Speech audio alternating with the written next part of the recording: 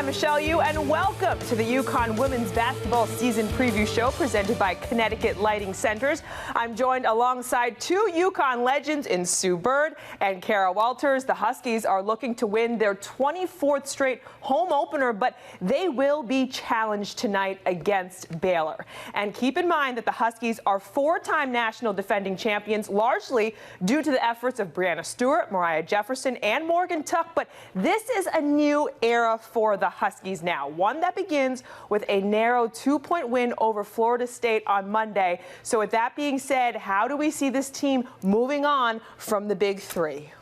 It's going to be tough, and I think a large part of that is that everyone's going to be talking about the Big Three. And for this team to move on, they need to kind of put that in the past and create their own identity, their own path to hopefully a national championship.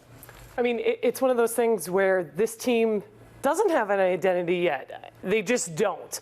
And you have to forget about that.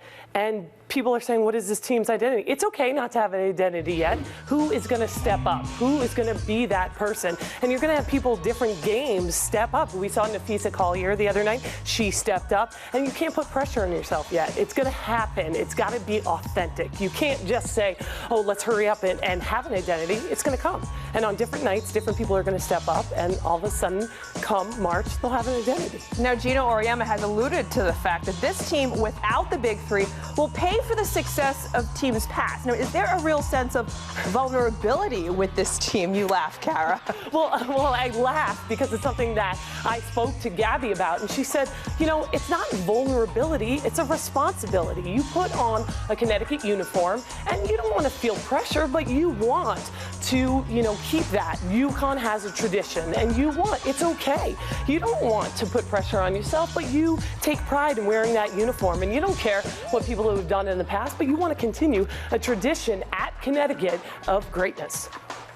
Yeah, I agree. And to kind of build on that, you know, when I played there, I'm sure same with you, Kara, every team, it seemed like, every year had a different identity. I remember being on pressing teams with a lot of depth. This team, unfortunately, is piggybacking off of a year where for 4 years they knew who they were. That is so rare. So we have to also remind ourselves that that was rare, and now it's a new era. Yeah. Well, it's funny because Geno said this is a team now living a normal life, playing as a college team, whereas before they said they were in UConn fantasy land. Right. So they're a bit down to earth now.